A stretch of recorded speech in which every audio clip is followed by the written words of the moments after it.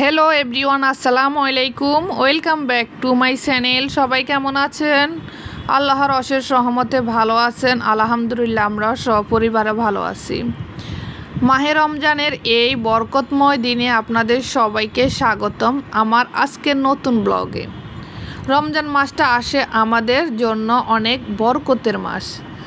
এজন্য আজকে আমি অন্যরকম একটা ভিডিও নিয়ে এসেছি আপনাদের মাঝে। আশা করি আপনারা প্রথম থেকে শেষ পর্যন্ত দেখবেন। তো এখানে পেঁয়াজ, আদা, রসুন, গরুর মাংস, চাষি চিনি, গুঁড়া চাউল, তারপরে তেহারির মশলা, মানে তেহারি রান্না করতে ঘরোয়া উপকরণে যা যা লাগবে সব কিছু আমি নিয়েছি। এখানে নিয়েছি জয়ফল, জয়ত্রী, গোলমরিচ, এলাচ, লং, দারচিনি, লবঙ্গ, কিছু শুকনা মরিচ। তো এখানে এই যে সব কিছু আমি দিয়ে দিয়েছি আপনাদের ভাইয়াকে হাতের নাগালে, যেন উনি এক এক করে সব কিছু দিতে পারে। আর সাথে দই, ঘরে বানানো নিজস্ব মশলা। ওই দিন আমি একটা মশলা করে রেখেছি, সে মশলাটা দিয়ে দিলাম আপনাদের ভাইয়াকে।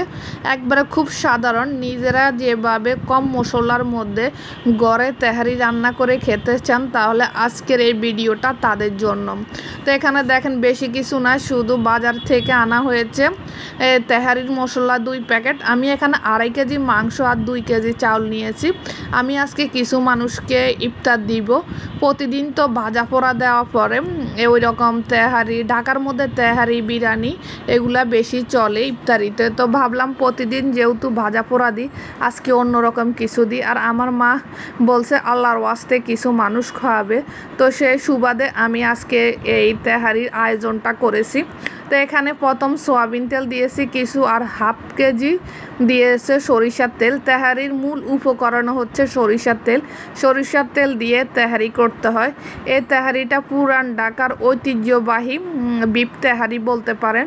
আপনাদের ভাইয়া একবারে খুব সাধারণভাবে এত মজা হয়েছে তেহারিটা, যে খেয়েছে সে প্রশংসা করছে। একবারে খুব কম উপকরণের মধ্যে ঘরে যা থাকে তা দিয়ে আপনারা এরকম ঈদে কিংবা রমজানে কোনো মেহমান আসলে তাহলে আপনারা ওই গরম মশলা দিয়ে এই তেহারিটা করে খেতে পারেন। তো এখানে দিয়ে দিয়েছে বেশি করে পেঁয়াজ, তারপরে যে শুকনো মশলাগুলো আমি প্লেটের মধ্যে রেডি করে নিয়েছি সেগুলো, আর দিয়ে দিল সাথে লবণ। যখন আমার পেঁয়াজটা লাল হয়ে গেছে ভাজতে ভাজতে তেলের মধ্যে, তখন দিয়ে দিতে হবে আদা রসুন। আদা রসুন দেওয়ার আগে একটু সামান্য পানি দিতে হবে, কারণ এটা তো সরিষার তেল, এজন্য বেশি ফুলে গেছে, এজন্য ফেনা বেশি হয়ে গেছে। তো ফেনাটা কমানোর জন্য একটু আদা রসুন দেওয়ার পরে একটু পানি দেওয়া হয়েছে যেন ফেনাটা চলে যায়। তো এখানে আমার 2.5 কেজি গরুর মাংস, এজন্য আদাটা একটু বেশি দিয়েছে। আপনাদের ভাইয়া বরাবর এই যে আদা একটু বেশি দেয় মাংসর সাথে, গরুর মাংসর সাথে একটু বেশি আদা দেয়, রসুনের চেয়ে রসুন একটু কম দেয়। আপনারা যদি আমার চ্যানেলে নতুন হয়ে থাকেন, প্লিজ চ্যানেলটি সাবস্ক্রাইব করে বেল বাটনটি অন করে দিবেন। আমার ভিডিওর কোনো অংশ যদি আপনাদের ভালো লেগে থাকে তাহলে একটি লাইক দিয়ে কমেন্টস করতে পারেন, প্রিয় ভাইয়া পুরো। আর আপনারা যারা অলরেডি এগুলো করে রেখেছেন, আপনাদের সবাইকে অসংখ্য ধন্যবাদ। তো এখানে আদা রসুন দেওয়ার পরে আদা রসুনটা যখন কাঁচা গন্ধ চলে যাবে, ভাজতে হবে প্রায় 5-10 মিনিটের মতো ভেজে। এই যে একবার দেখবেন একবার সুন্দর একটা স্মেল চলে আসবে আদা রসুন ভাজতে ভাজতে তেলের মধ্যে, তখন দিয়ে দিতে হবে ঘরে বানানো মশলা। আপনি তো বাজারে মশলা দিবেন, এর মধ্যে কিন্তু ঘরে বানানো মশলাটা একটু অ্যাড করতে হয়, তাহলে তেহারির স্বাদটা দ্বিগুণ বেড়ে যায়। তো এখানে এই যে উনি 2 প্যাকেট, পুরো 2 প্যাকেট দিয়ে দিয়েছে, কারণ আমার এখানে 2.5 কেজি গরুর মাংস, 2 কেজি চাউল, এজন্য 2টা প্যাকেট দেওয়া হয়েছে। আর ঘরের যত উপকরণ আছে সবগুলো দিয়ে করা হয়েছে। আর এখানে দিয়ে দিচ্ছে আমার ঘরের বানানো দই। আমি যে ঘরে দই বানাই ব্যবসায়ের জন্য, তো এখান থেকে প্রথমে 2টা কাপ নিয়েছে, পরে দেখছে না গরুর মাংস বেশি, চাউলে বেশি, পরে আরেকটা কাপ যোগ করছে। এর সাথে না হবে না, যদি চাউল আর মাংসর সাথে যদি আপনার মশলা পরিমাণ কম হয় তাহলে কিন্তু ভালো লাগে না, আবার বেশি হলো স্বাদটা নষ্ট হয়ে যায়।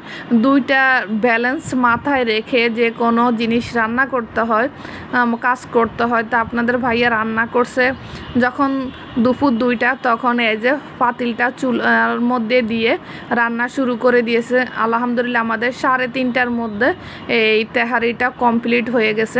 তো এখানে ঝালের জন্য দিয়েছে কিছু কাঁচামরিচ, আর এরপরে মশলাগুলো যখন ভাজা ভাজা হয়ে গেছে, পুরো ঘরে সুন্দর একটা স্মেল চলে আসছে তেহারির, তখন দিয়ে দিল এই যে ছোট ছোট টুকরা করে রেখেছে আমার মা গরু মাংস, কয়েকবার সুন্দর করে ধুয়ে পরিষ্কার করে রেখে দিয়েছে। এখন গরুর মাংসটা ঢেলে দিয়েছে। আমি, আপনাদের ভাইয়া, আমার মা, আমরা 3জন মিলে এই সবগুলো কাজ করেছি। এমনিতে আমাদের বাসায় সবসময় বরাবর একটু কাজ বেশি থাকে, কারণ আমাদের বাসায় সবসময় মেহমান থাকে। এর উপরে রমজানে তো দইয়ের ব্যবসা করি, তারপরে ইফতার, সাহারি, বাসা আরও অনেক কাজ। তো অন্যান্য মাসের থেকে আমাদের রমজানে একটু কাজটা বেশি হয়। কিছু করার নেই, কী করবো, সব কিছু ব্যালেন্স রেখে কাজ করতে হয়।